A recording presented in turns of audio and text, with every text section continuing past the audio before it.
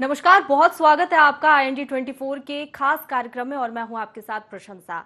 स्नेह के पर्याय और प्रेरणा के पुंज कृष्ण का जन्मोत्सव काफी खास होता है।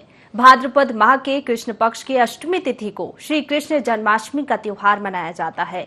हिंदू धर्म की मान्यताओं के अनुसार इस दिन भगवान कृष्ण का जन्म हुआ था। श्री कृष्ण अष्टमी तिथि के साथ रोहिणी नक्षत्र में श्री कृष्ण जन्मे थे। जन्माष्टमी का क्या महत्व है, पूजा पाठ का क्या विधान है, ये बताने के लिए हमारे साथ स्टूडियो में पंडित अरविंद पचौरी जी मौजूद हैं।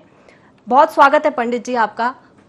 तो सबसे पहले पंडित जी मैं चाहूंगी कि आप हमारे दर्शकों को बताइए कि श्री कृष्ण जन्माष्टमी का उत्सव जो रहता है उसे एक बड़े पर्व के रूप में मनाया जाता है। सबसे पहले दिन की शुरुआत लोग कैसे करें जन्माष्टमी के दिन? श्री कृष्णाय वयम नमः। जय श्री कृष्ण। सभी को राधे राधे, सादर नमस्कार। भगवान कृष्ण का जन्मोत्सव दिवस कैसे मनाया जाता है, रात्रि कैसे मनाई जाती है, ये तो एक प्रसन्न चित्त और आनंदमय करने वाला उत्सव है। जिस प्रकार हमारे घर में किसी प्रकार का उत्सव, उत्साह है, जश्न होता है, ठीक यह तो त्रिलोक के अधिष्ठाता भगवान कृष्ण कन्हैया लाल का जन्म है। तो जन्म उत्सव किस प्रकार मनाया जाता है? मानो आज लल्ला का जन्म हो रहा है, कान्हा का जन्म हो रहा है, मेरे कनुआ का जन्म हो रहा है, जो दैहिक, दैविक, भौतिक त्रितापों को नष्ट करने वाला है, अर्थात सर्व सुखों को प्रदान करने वाला है। तो आज के दिवस आप प्रसन्न रहिए, आनंद में रहिए। नन्हे मुन्ने बच्चे बालकों के साथ उनको सुंदर सा तैयार करके सौंदर्य पीत, कृष्ण, हरित आदि वस्त्रों को पहना करके आह्लादित होकर के एक उमंगता के साथ आज की मध्य रात्रि का इंतजार करिए, जहां पर हमारे कृष्ण कन्हैया का जन्म हो रहा है। मिथ्या छोड़िए, अपवाद छोड़िए, वाद छोड़िए, विवाद छोड़िए और प्रसन्नता के साथ इस उत्सव में सम्मिलित हो जाइए और कन्हैया के जन्म उत्सव की तैयारियां करिए। जी बिल्कुल, इस दिन मान्यता ये रहती है कि श्री कृष्ण के बाल रूप की पूजा अर्चना की जाती है। तो सबसे पहले पूजा विधि क्या होगी, दर्शकों को बताइए। देखिए, जब भगवान कृष्ण के बाल रूप की पूजा करना, अर्थात हम सहस्र शीरेखा पुरुखा सहस्राक्षः सहस्रपाद, भगवान के सहस्र नयन है, सहस्र सर है, सहस्र हाथ, यानी हजारों हजारों की तादाद में। तो उस विराट रूप के दर्शन करना जो है संभव नहीं है, उस विराट रूप का पूजन करना संभव नहीं। इसलिए बाल कृष्ण का पूजन इसलिए किया जाता है कि जिसे निश्चल, निष्कपट, निष्पाप, निष्द्वेष, किसी प्रकार का राग द्वेष नहीं रहता है, अर्थात मंद मंद मुस्कान के साथ आप बाल कुछ भी प्रदान करिएगा, अच्छा बुरा कुछ भी पदार्थ आप उसको प्रदान कीजिएगा, वह मंद मंद मुस्कान के साथ ले लेता है। अर्थात मेरे कन्हैया कहते हैं कि प्रसन्न चित्त होकर के समस्त राग दोषों को छोड़ करके और मेरी शरण में आइए और मेरा पूजन करिए या मेरी साधना करिए, क्योंकि भगवान कहते हैं कि सब कुछ छोड़ करके जो मेरे द्वार पर, मेरे चरण पर आ जाता है, मैं उसका उद्धार कर देता हूँ। पूजन कैसे करना है? सुंदर सा पूजन का थाल आप सजाइए, जिसमें हल्दी, कुमकुम, चावल, दुग्ध, दही, घृत, पंचामृत, विशेष रूप से ककड़ी का होना भी, पंजरी आदि का होना भी परम आवश्यक होता है। और भगवान का अभिषेक करिए, चाहे पंचामृत से करिए, चाहे दुग्ध से करिए, चाहे जल से करिए, आप जैसे भी भगवान कृष्ण का अभिषेक कर सकते हैं। मंत्रों से करिए, कोई आचार्य है तो आचार्य ब्राह्मण के द्वारा कराइए, या खुद श्री कृष्णाय वयम नमः, या राधे राधे, या जय जय श्री राधे, जय श्री कृष्णा बोलते हुए आप जो भगवान के लिए जल अर्पित करिए, सुंदर सुंदर वस्त्रों को धारण कराइए और भगवान के चरणों में आपकी प्रीति रहना चाहिए, आपका अनुराग रहना चाहिए, आपका मोह रहना चाहिए, आपका पूरा चित्त, मनोचित्त, वृत्ति, देह, सब कुछ भगवान के चरणों में लगा रहना चाहिए और भगवान की भक्ति करना चाहिए। तो भगवान सर्वस्व को प्रदान करेंगे।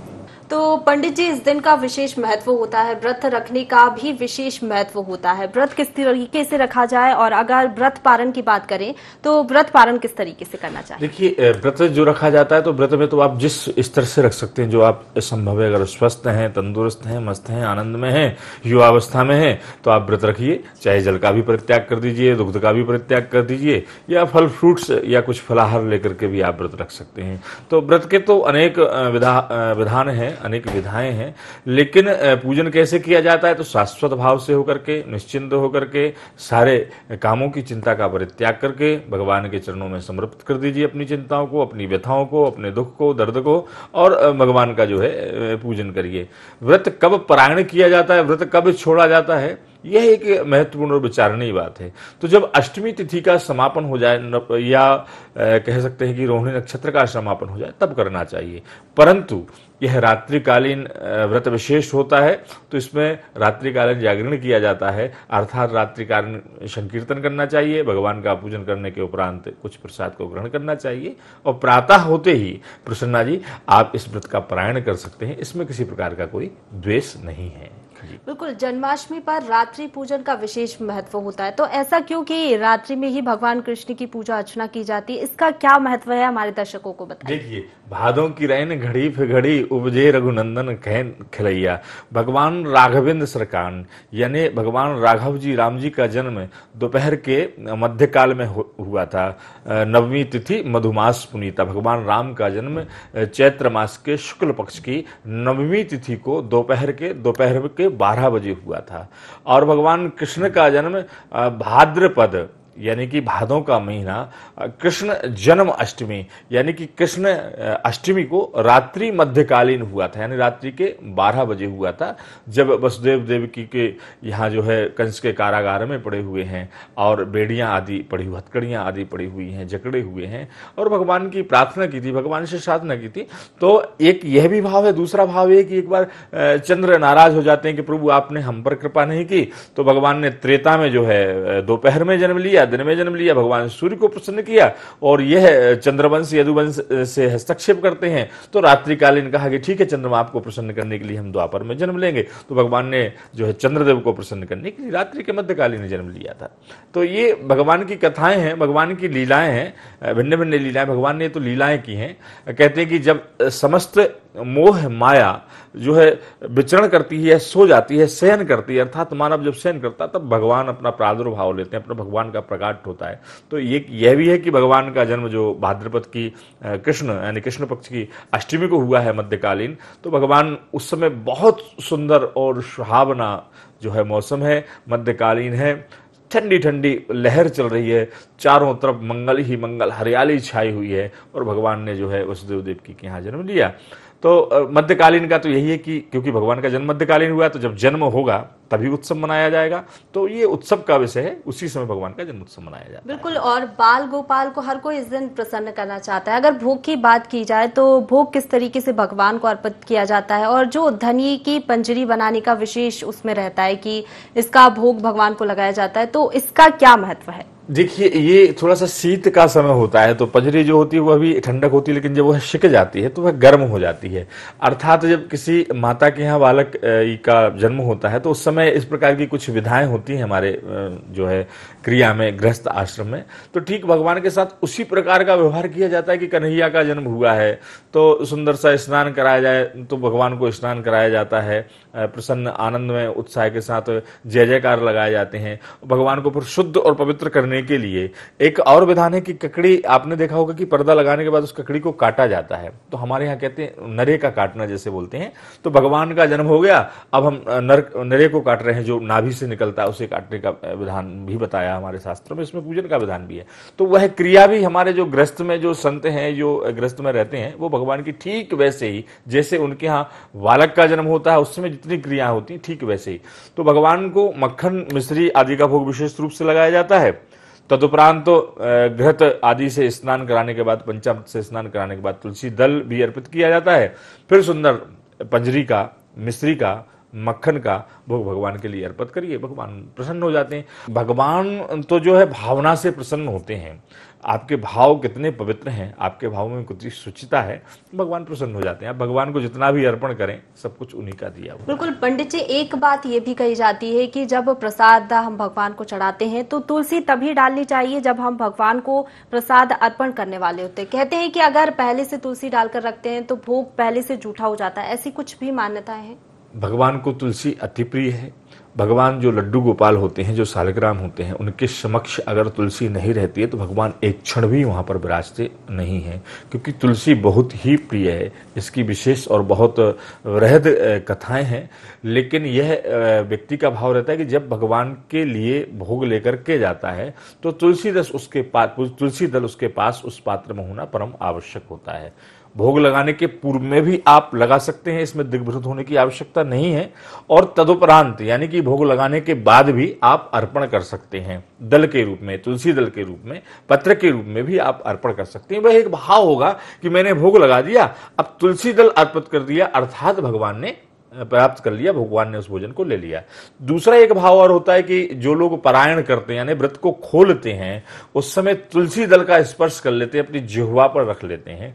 माता जग में तुम बड़ी, तुमसे बड़ा न कोई, आप पठायो श्री कृष्ण ने, आप पत्र का देव। ये तुलसी दल की प्रार्थना है, तुलसी जी की प्रार्थना है। तो ये भगवान ने ही इस धरा पर, इस भूमि पर, इस मृत्यु लोक पर तुलसी जी को पधारा है, भेजा है, तो भगवान को अति प्रिय है। भगवान के भोग में होना परम आवश्यक है। तो जो लोग पारायण करते हैं वो तुलसी दल खा करके भी कहते हैं कि हमने तुलसी दल का पान कर लिया, अब भोजन, अब अन्न का जो आहार है वो 1 घंटे 2 घंटे बाद ले लेते हैं। ऐसी भी अनेक प्रकार की कथाएं हैं कि जो है दुर्वासा ऋषि के साथ, यहाँ भी ऐसा, ऋषि दुर्वासा के साथ भी ऐसा हुआ था कि उन्होंने तुलसी दल खाने पर जो है कृत्या नाम की दैत्या को छोड़ दिया था। तो तुलसी दल से भी पारायण खुल जाता है। जी बिल्कुल। और ये भी कहा जाता है कि अशोक के पत्तों से घर के बाहर बंधनवार सजाएं, इससे भी विशेष लाभ मिलता है, इससे भगवान श्री कृष्ण प्रसन्न होते हैं। इसका क्या मान्यताएं हैं इसकी, ऐसा करने से क्या लाभ मिलता है? देखिए, हरित पत्रादि से अपने घर को बंधनवार लगा करके, आम के पत्तों से बंधनवार लगा करके सुंदर सा सजाना चाहिए। भगवान का आगमन हो रहा भगवान के उत्सव में, यानी कि हरित बंधन जिसे कहते हैं। अशोक अर्थात जिसमें किसी प्रकार का शोक ना हो, जिसमें किसी प्रकार की चिंता और व्यथा ना हो, इसलिए अशोक के पत्तों का उपयोग हमारे धर्म शास्त्रों में या लोगों ने इसको कह दिया है कि इसका प्रयोग करना चाहिए। अर्थात जिस दिन हम उत्सव मना रहे हैं उस दिवस कोई व्यथा नहीं, कोई चिंता नहीं, इसलिए अशोक के पत्तों को वहां पर लटका दिया जाता है कि अब हमारे घर में कोई चिंता नहीं रहे, क्योंकि शोक, जहां पर शोक ना आ सके उसे अशोक कहा जाता है। तो उन पत्तों को लगाने के बाद कि हम चिंता और व्यथा को भगवान के चरणों में समर्पित कर दिया और भगवान का पूजन कर रहे, जिससे किसी प्रकार का मन लगा रहे, आनंद में रहे, उत्सव में रहे, जश्न में रहे और जय जयकार गूंजते रहें, इसलिए अशोक के पत्तों को लगाया जाता है। जी। बिल्कुल। और ये भी कहा जाता है कि जब लड्डू गोपाल की हम पूजा अर्चना करते हैं तो उनके बाल स्वरूप की ही छवि या फिर कुछ भी तस्वीर हम रख पा रहे हैं तो वो रखनी चाहिए। हम जिसकी साधना कर रहे हैं, जिसकी आराधना कर रहे हैं, तो एक प्रतिबिंब तो होना चाहिए ना, किसकी पूजन कर रहे हैं, तो एक प्रतिबिंब यानी एक छाया चित्र, एक मूर्ति तो वहां पर हमारे समक्ष विराज होना चाहिए। किसका साधना? लेकिन ये कहा जाता है कि जो उनका बाल स्वरूप है उसकी फोटो रखनी चाहिए। देखिए, भगवान जो है बहुत ही मनमोहक है, बहुत ही सुख प्रदान करने वाले, अधुरम मधुरम वदनम मधुरम। जो भगवान बाल कृष्ण, जो कृष्ण कन्हैया लाल हैं, तो भगवान के बाल रूप की ही हम पूजन कर सकते हैं, शिशु रूप का ही पूजन करते हैं, क्योंकि यशोदा ने भी कहा है कि प्रभु मुझे आपके शाश्वत सशंक चक्रम सकरीट कुंडलम सपीत वस्त्रम शीर्षेरोहाक्षरम। जब भगवान का प्रकाट हुआ, अवतरण हुआ, तो वह अपनी भुजाओं के साथ आए, तब उन्होंने कहा नहीं, इस प्रकार नहीं, एक आप तो नन्हे से बालक के रूप में रोदन ठाना, रुदन करते हुए आइए, क्रंदन करते हुए आइए, वह एक आनंद। तो भगवान के बाल रूप की पूजन करने का ही विधान है। हर गृहस्थ को, साधक को, मानव को बाल रूप का ही पूजन करना चाहिए। और जो बालक कहे तोतरी भाषा, जब हम बड़े हो जाते हैं तो हमारी वाणी में जो मृदुता नहीं रहती है, मधुरता नहीं रहती है, कर्कशता आ जाती है। तो भगवान की जितनी मनमोहक लीला, आप कुछ भी करेंगे वो प्रसन्न हो जाएंगे। बाल रूप में इसलिए कि आपको कोई विशेष साधना या साधन एकत्रित करने की आवश्यकता नहीं है, इसलिए आप भगवान के बाल रूप की ही पूजन करना चाहिए। और भगवान का आज जन्म हुआ है तो जन्म के समय तो बाल रूप में ही पूजन करेंगे हम, इसलिए बाल रूप की ही भगवान के बाल गोपाल, जो लड्डू गोपाल रहते हैं, उनका पूजन करना चाहिए, तो भगवान प्रसन्नचित्त हो जाते हैं। जी बिल्कुल। भगवान श्री कृष्ण की कृपा तो सभी चाहते हैं, सब चाहते हैं कि भगवान का आशीर्वाद उन्हें मिले, लेकिन ऐसा कहा जाता है कि जो निसंतान दंपति होते हैं, विशेष तौर पर अगर वो भी पूजा अर्चना करते हैं तो कृपा भगवान की उनके ऊपर भी बरसती है, क्योंकि बाल स्वरूप की पूजा अर्चना भगवान श्री कृष्ण की जाती है। ऐसे में विशेष लाभ उनको मिल पाता है। देखिए, भगवान सर्वस्व को प्रदान करने वाले हैं और भगवान तो जो है त्रिलोक के पति हैं, यानी जो 3 लोक हैं उनके पति हैं। तो हम किसी एक पति की बात करते हैं और भगवान से जो आप मांगते हैं, जो इच्छा करी हूं मन माही, हरि प्रताप कछु दुर्लभ नाही, यानी कि परमात्मा के समक्ष आप निष्काम या सकाम भाव से रह करके जो भी इच्छा से साधना करेंगे, पूजन करेंगे, आराधना करेंगे, संकीर्तन करेंगे, परमात्मा वह प्रदान करता है। चाहे वह पुरुष वर्ग हो, चाहे वह स्त्री वर्ग हो, चाहे मेरी बहन हो, बेटी हो, कोई भी हो, भगवान से जो, क्योंकि वह तो एक अथाह है। हमारी साधना जिमी पिपीलिका सागरता है। हमारी साधना, हमारी भक्ति, या हम उन्हें जानना चाहते हैं, ठीक वैसा होगा जैसे एक छोटी सी चींटी समुद्र में थाह लेना चाहती हो। वह तो सब कुछ देने वाले हैं। इस धरा को आताल लोक में, पाताल लोक में, भूरलोक में, स्वर्ग लोक में, महरलोक में, जनोलोक में, यानी कि 7 लोक जो ऊपर हैं और 7 लोक जो नीचे हैं, 14 भुवनों में उनका ही राज्य है। वही सब कुछ करने वाले हैं। श्वास श्वास प्रति कृष्ण भज, श्वास वृथा नहीं जाए, ना जाने इस श्वास का। इस श्वास को देने वाले, इस श्वास को रोकने वाले भी वो मेरे कन्हैया हैं। तो जो आप मांगना चाहते हैं, और जो बहनें होती हैं, जो बेटियां होती हैं, वह चाहें तो उनकी जो अर्धांगिनी है उनसे भी प्रार्थना कर सकते हैं, या कन्हैया से प्रार्थना कर सकते हैं कि हे प्रभु, हे परमात्मा, हे राधा माधव, मुझे जो है सुंदर सा पति प्रदान करना। तो भगवान निश्चित कृपा करके उसे पति प्रदान करते हैं।